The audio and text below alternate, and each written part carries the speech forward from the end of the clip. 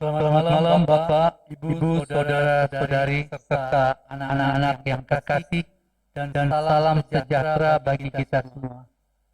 Hari ini adalah hari Rabu Abu, di mana kita memasuki hari pertama masa Prapaskah, hari ke-40 sebelum Hari Raya Paskah. Rabu Abu merupakan momen penyadaran diri yang mengingatkan akan kefanaan kita, berasal dari abu dan akan kembali menjadi abu.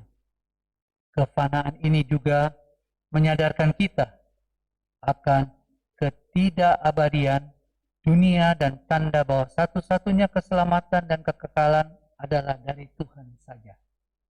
Maka marilah kita merendahkan hati dan menyiapkan diri untuk memasuki masa Prapaskah. Jemaat, mari berdiri untuk menyembah dan mengagungkan nama Tuhan.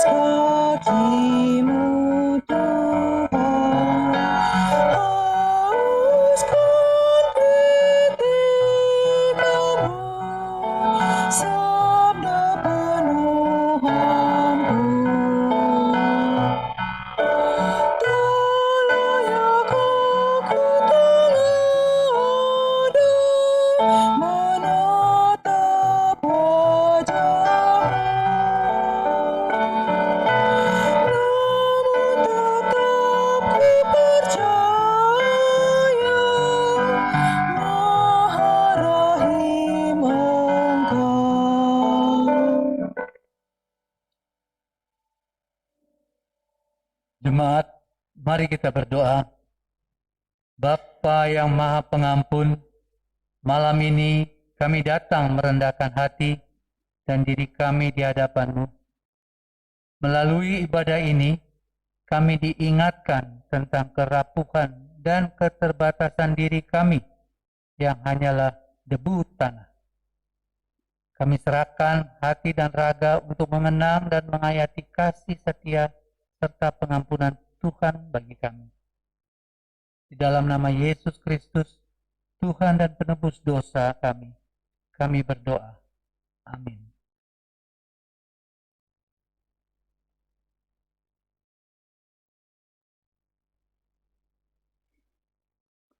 Kasihanilah aku ya Allah menurut kasih setiamu.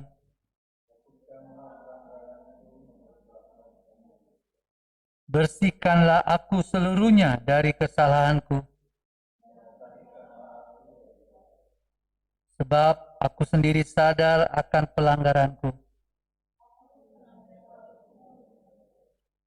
Terhadap engkau sajalah aku telah berdosa.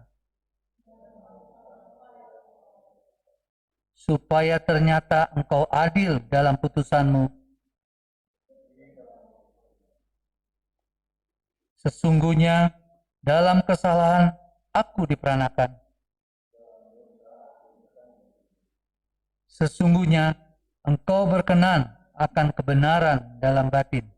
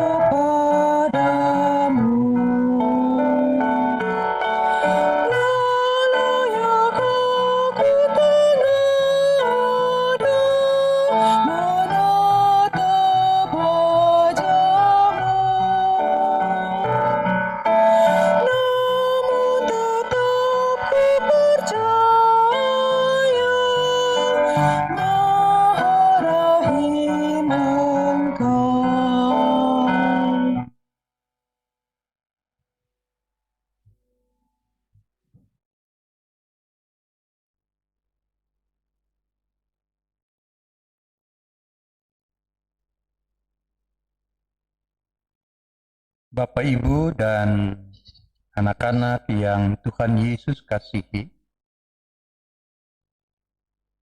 kita berdoa untuk pelayanan firman Allah. Kami merindukan sabda-Mu ya Tuhan, agar kami memiliki kekuatan dan memahami kehendak Tuhan dalam tuntunan Roh Kudus, supaya kami hidup dalam kebenaran Allah, agar kami mampu melewati segala pergumulan hidup dan menjadi orang-orang yang memuliakan Tuhan dengan hidup kami. Dalam nama Yesus Firman yang hidup kami berdoa. Amin. Jemaat kekasih Tuhan, kami undang berdiri untuk mendengarkan firman Tuhan yang dibacakan dari kitab atau surat 1 Yohanes 5 ayat 4 hingga ayat yang kelima, yang menyatakan, sebab semua yang lahir dari Allah mengalahkan dunia. Dan inilah kemenangan yang mengalahkan dunia, iman kita. Siapakah yang mengalahkan dunia selain daripada dia yang percaya bahwa Yesus adalah anak Allah? Demikian pembacaan Alkitab. Berbahagialah setiap orang yang mendengar firman Tuhan dan yang melakukannya. Hosiana.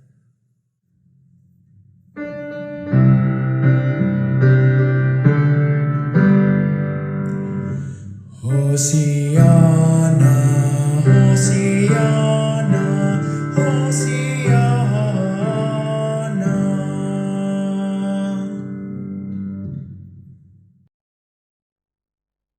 Mari Bapak Ibu kekasih Tuhan, kita memperhatikan nats kita pada ayat 4b. Beginilah firman Tuhan. Dan inilah kemenangan yang mengalahkan dunia, iman kita. Bapak Ibu, baik yang ada di rumah ataupun yang mungkin dalam pekerjaan atau di jalan, kita hari ini memasuki Prapaskah yang pertama,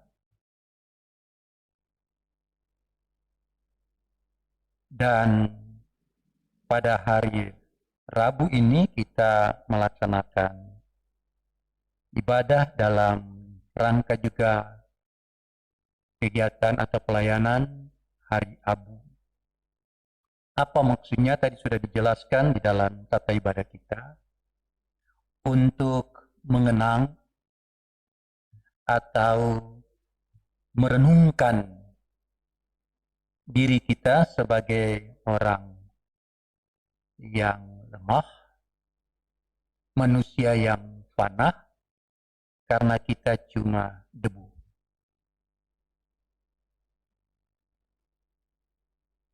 Tapi berbahagialah Bapak Ibu dan saya, karena kita yang adalah debu ini diperhatikan Tuhan dan dijadikan berharga bagi Allah.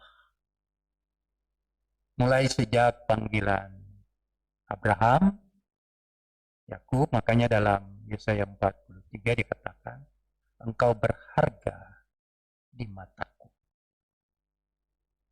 Dan Yesus dalam karya keselamatannya, ia mengorbankan diri karena cinta kasihnya bagi kita semua, sehingga kita menjadi orang-orang yang diangkat Tuhan menjadi pemenang.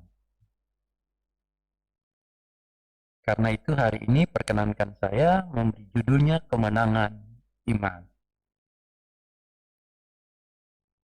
Di masa pandemi ini Bapak Ibu, semua orang sedang berjuang. Pemerintah bahkan sampai di tingkat RT RW diupayakan berjuang untuk keluar dari pengaruh COVID-19 yang cukup menakutkan ini. Bahkan membunuh banyak jiwa. Pertanyaan saya ketika kita sudah melewati COVID ini, apakah kita juga sudah melewati semua persoalan hidup? Kalau hari ini COVID menjadi fokus pergumulan bangsa ini termasuk kita, apakah ini satu-satunya persoalan yang harus kita lewati? Atau ada banyak masalah-masalah lain? Seperti dampak yang kita alami dalam kondisi COVID ini,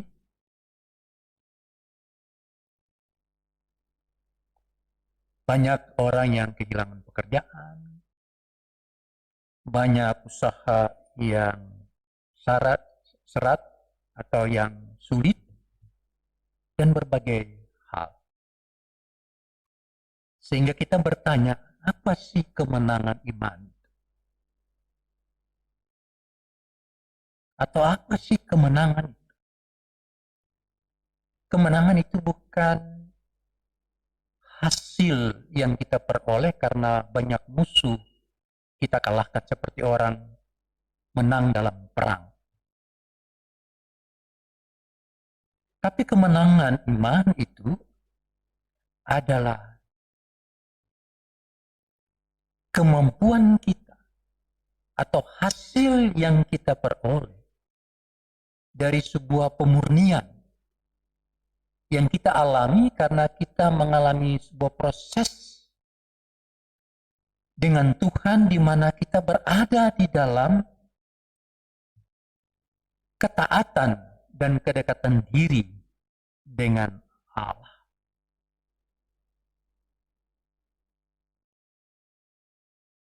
Kita lemah, tapi dengan Tuhan kita berproses. Sehingga kita mengalami iman yang teguh dan percaya yang sungguh kepada Tuhan. Dan itu yang dikatakan dalam ayat 4b tadi, dan inilah kemenangan yang mengalahkan dunia. Iman kita. Apa itu iman kita? Surat Yohanes mau mengatakan bahwa iman itu adalah penyerahan diri orang percaya sepenuhnya pada kuasa dan tuntunan Tuhan. Lalu kalau kita baca surat Yohanes ini secara utuh, sebenarnya bukti dari iman itu apa? Mengasihi Allah dan mengasihi sesama. Sebab Allah itu kasih. Jadi tidak mungkin kita berkata kita mengasihi Allah, tapi kita tidak mengasihi sesama. Dan kondisi ini atau ajaran ini, doktrin ini, mau disampaikan kepada umat Tuhan yang sedang diperhadapkan dengan rongrongan para gnostik. Ajaran-ajaran baru yang menyesatkan. Bahwa seolah-olah kehidupan moral itu tidak penting. Yang penting itu bagaimana percaya saja kepada Tuhan. Karena itu, dalam bacaan kita dikatakan bahwa orang yang menang atau yang mengalahkan dunia adalah dia yang percaya bahwa Yesus adalah anak Allah. Karena itu Bapak Ibu dan Saudara sekalian, mari kita perhatikan bacaan kita. Ada 3 ungkapan yang disampaikan dalam 2 nats ini tentang istilah mengalahkan dunia. Yaitu ayat 4. Sebab semua yang lahir dari Allah mengalahkan dunia. Yang pertama. Yang kedua, ayat 4b. Dan inilah kemenangan yang mengalahkan dunia. Iman kita. Dan ayat yang kelima, bagian ketiga. Siapakah yang mengalahkan dunia? Selain dari pada dia yang percaya bahwa Yesus adalah anak Allah. Apa maksudnya? Pengertian dunia atau kosmos dalam nats ini, yaitu sesuatu yang terpisah dari Allah. Jadi ketika kita bicara tentang mengalahkan dunia, kita tahu ketika kita berada atau berpihak dengan dunia itu kita terpisah dari Allah. Nah, iman ini yang menghubungkan kita dengan Allah. Nah, bagaimana orang memiliki iman? Dia harus memiliki persekutuan dengan Allah. Dan persekutuan dengan Allah ini terjadi bukan karena sebuah usaha percaya kita, tetapi suatu anugerah yang diterima karena pengorbanan Kristus yang diberikan kepada kita. Kalau kita baca 1 Korintus 12 ayat 3 dikatakan bahwa tidak ada seorang pun yang mengaku Yesus Tuhan selain oleh Roh Kudus. Jadi kita mau katakan di sini bahwa kita menjadi orang percaya ini suatu pekerjaan Roh Allah.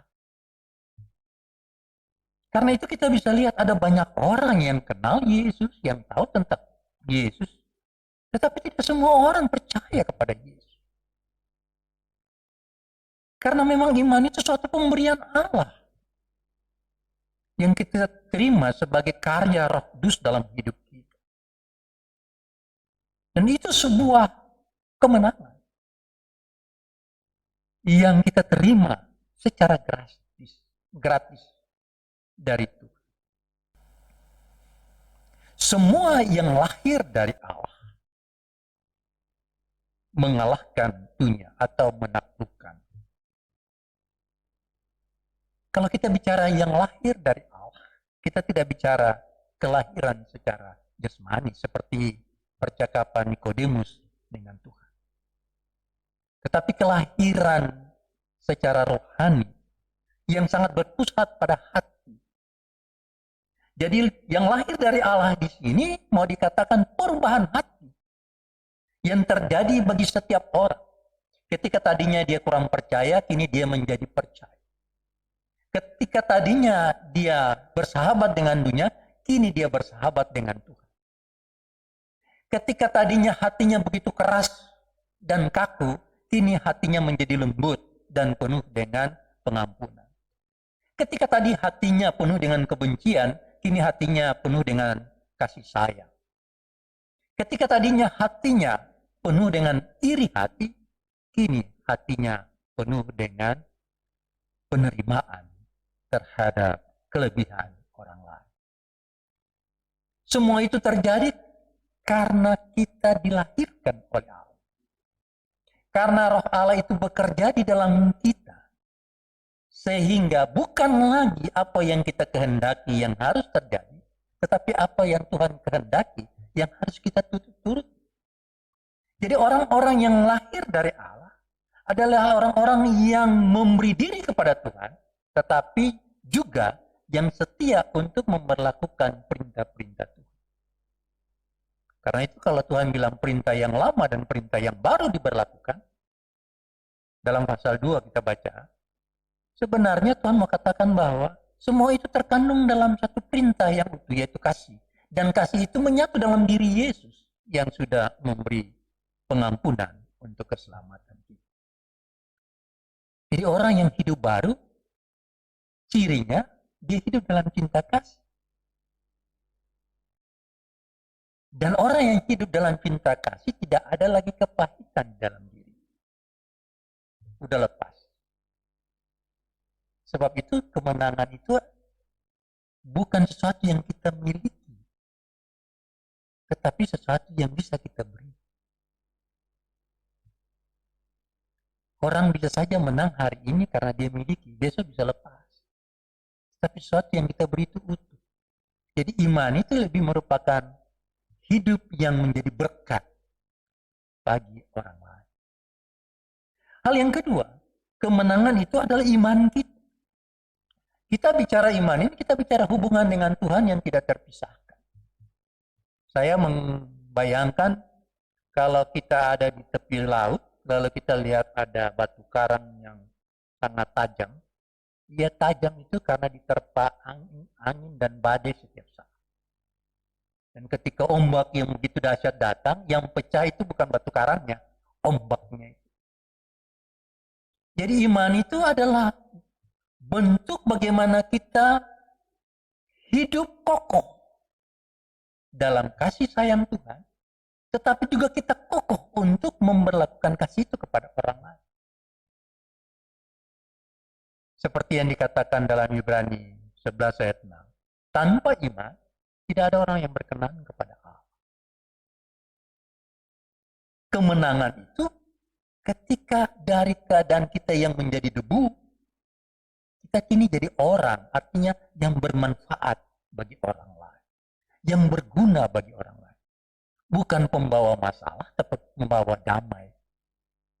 Bukan membawa kesedihan, tapi pembawa sukacita. Bukan memberikan orang lemah menjadi tidak berdaya, tetapi memberikan pengharapan kepada orang yang lemah supaya dia menjadi kekuat, mendapatkan kekuatan. Dan yang ketiga, bahwa orang yang menang itu adalah orang yang percaya bahwa Yesus adalah anak Allah. Bagaimana Bapak Ibu kita bisa selamat kalau kita tidak percaya bahwa Yesus anak Allah? Karena kalau kita tidak percaya, kita tidak mungkin melewati jalan selamat itu. Yesus berkata, akulah jalan dan kebenaran dan hidup. Tidak seorang pun sampai kepada Bapa selain melalui aku. Hanya orang yang percaya yang melalui jalan itu. Ada cerita lama. Seorang akrobat yang jalan mundar-mandir di atas tali, di bawahnya jurang yang dalam, dan dia mengajak siapa yang mau ikut dia naik di pundaknya dan bisa jalan mundar-mandir lewat tali. Saya pikir kalau Bapak Ibu dan saya diajak juga nggak mau.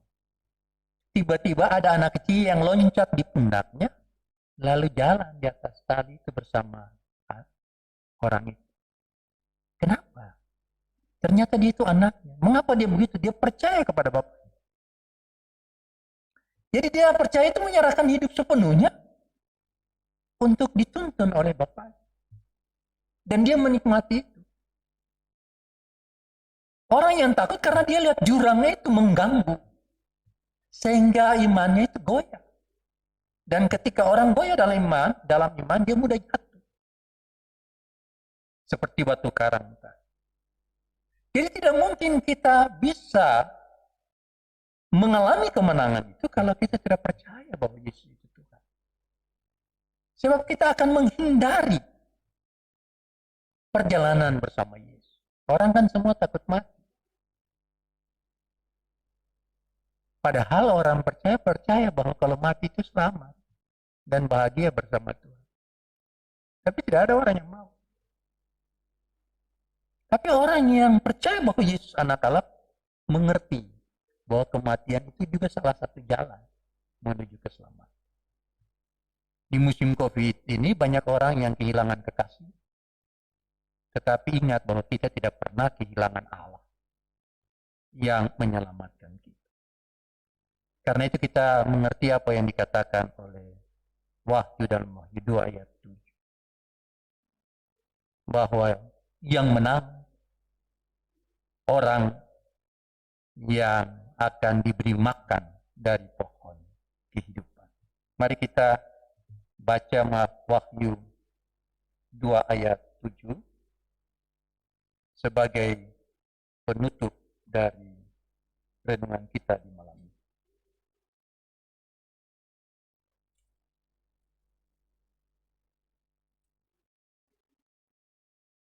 Siapa bertelinga, hendaklah ia mendengarkan apa yang dikatakan Roh kepada jemaat-jemaat.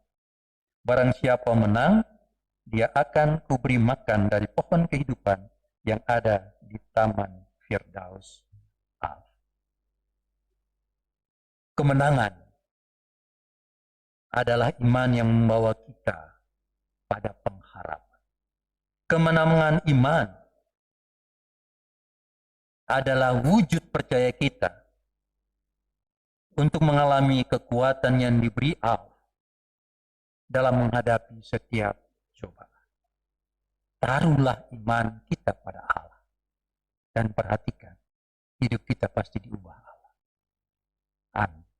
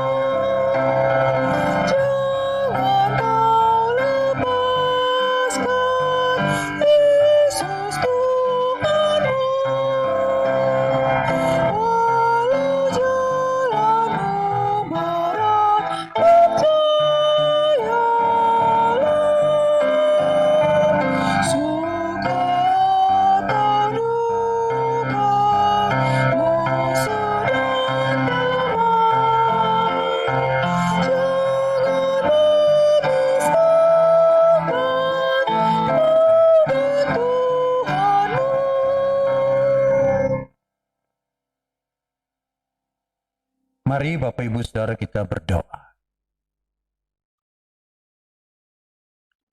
Ya Tuhan,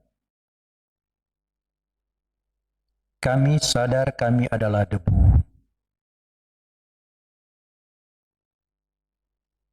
Tetapi dalam segala keterbatasan kelemahan kami,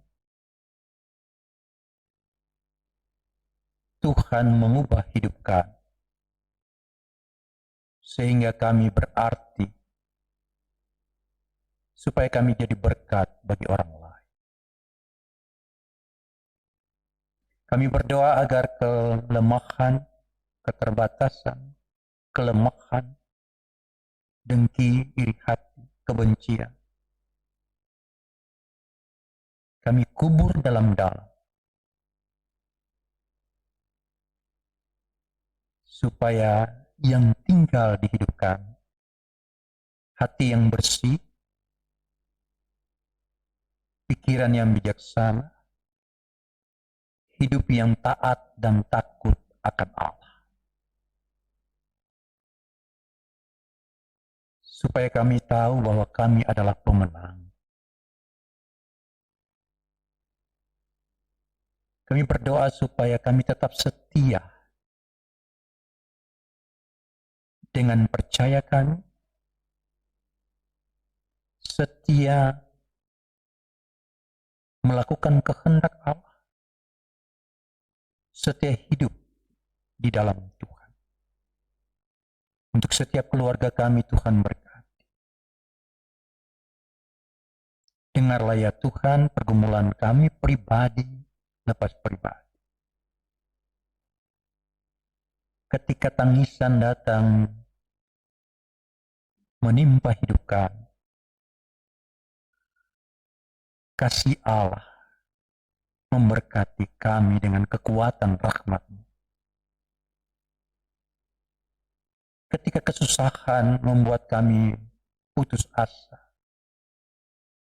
harapan dan janji Tuhan membuat kami bersemangat. Ketika kami jatuh, kami percaya kami bangun kembali. Karena kami dekat dengan Tuhan. Dan Tuhan merangkul hidup kami. Kami berdoa bagi pelayanan ini diberkati Tuhan. Kami berdoa agar kami semua mampu melewati setiap peristiwa yang memberatkan kami dalam hidup ini. Karena kami tidak sendiri, kami bersama dengan Engkau Bapa. Terima kasih Tuhan. Dalam kebersamaan ini kami berdoa bagi jemaat Tuhan yang sakit, Ibu Diaken Nyonya Delvi Huta Barat, Ibu Anse Rumambi, Bapak Hatibi, Ibu Drusila Kase, Diaken Sabang Haryanja, Bapak Elkana Simanungkali, Ibu Barbara Tisen, Ibu Mulyono, Kepala Saru Sundun, Ibu DC Wenas Tuaidan, Ibu Dimukris, Bapak Berti Langitan, Ibu Ritkan Dio, Ibu Elis Soplantila Lewakabis, Ibu Like Tumori, Bapak Heri Pandeliki. Mereka yang ada di rumah sakit, Tuhan, Engkau datang sebagai dokter yang agung, penyembuh yang ajaib. Mereka yang ada di rumah, kekuatan Allah menolong mereka. Supaya pemulihan itu sungguh terjadi. Terima kasih Tuhan, kami bersyukur bersama jemaat yang berulang tahun di minggu ini. Secara khusus bagi Ibu Susilowati Ruth Sitompul yang pada hari ini ditambahkan usia lanjut. Biarlah usia baru mendatangkan berkat yang baru, kekuatan dan ketaatan penuh padamu Tuhan.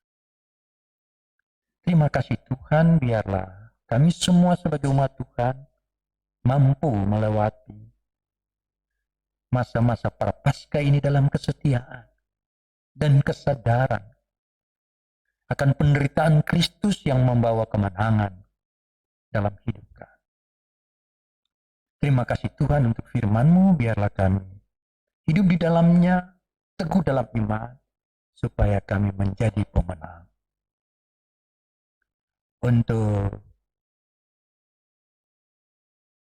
tim musik yang melayani, Tuhan berkati berkantor dan juga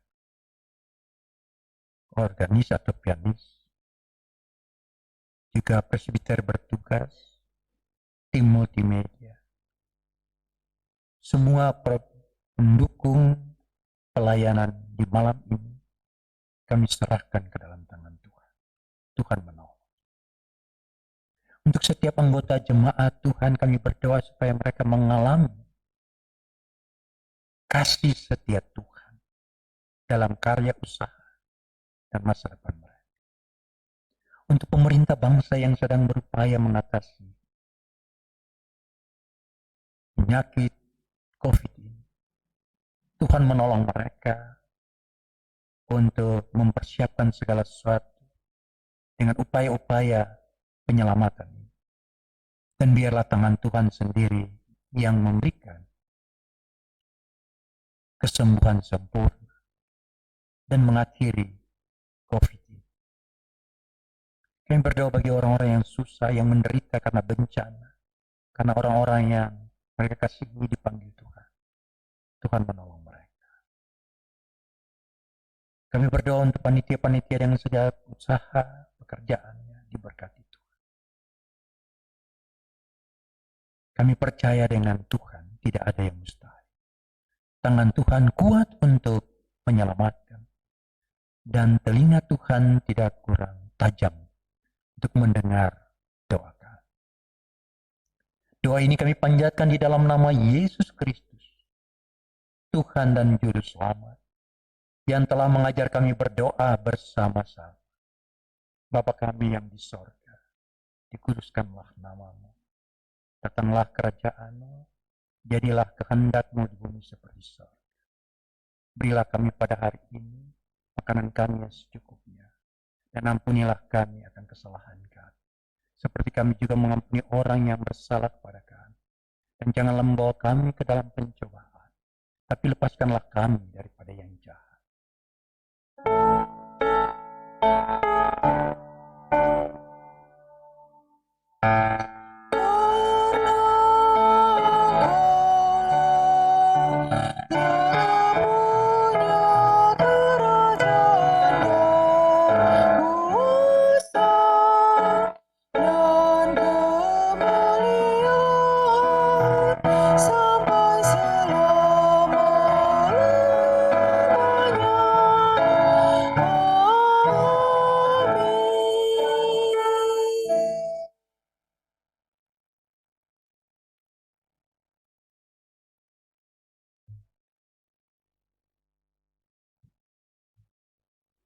Bapak Ibu Saudara yang dikasihi oleh Tuhan kita Yesus Kristus, mari kita mengungkapkan syukur kita kepada Allah melalui persembahan kepadanya.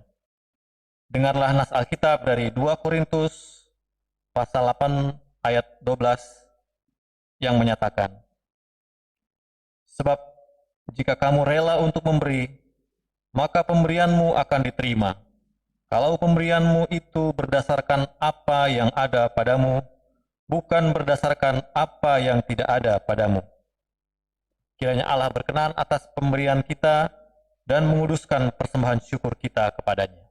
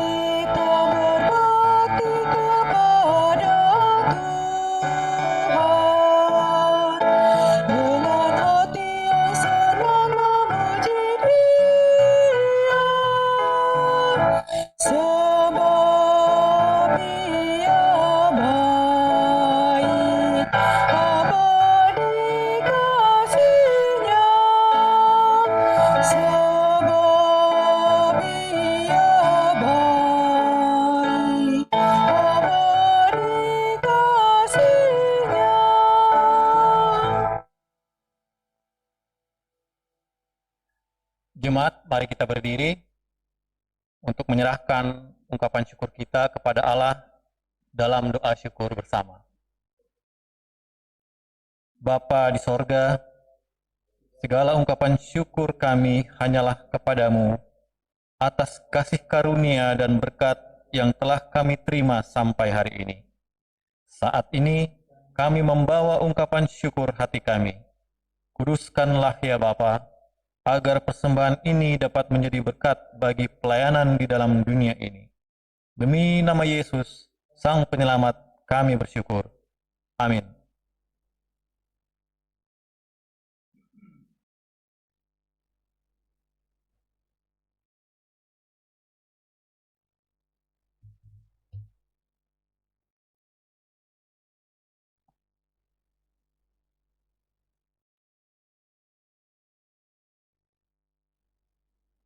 Mari jemaat Tuhan, kita kembali dalam kehidupan kita untuk tugas-tugas yang harus kita laksanakan dan kita muliakan Tuhan.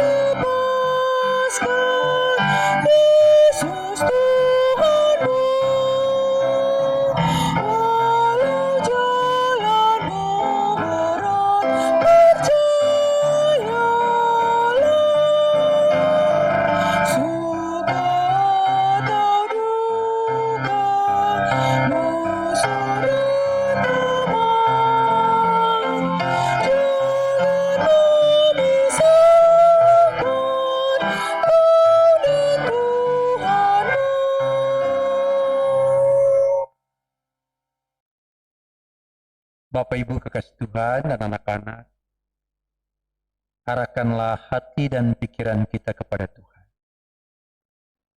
Dan lakukanlah firman Allah, karena kami semua yang percaya adalah pemenang. Terimalah berkat Tuhan. Anugerah Tuhan Yesus Kristus, kasih setia Allah Bapa dalam persekutuan dengan Roh Kudus, tinggal menyertai jemaat-Mu. Persekutuan pelayanan umat Tuhan di tempat ini, dari sekarang ini, kekal selama-lamanya.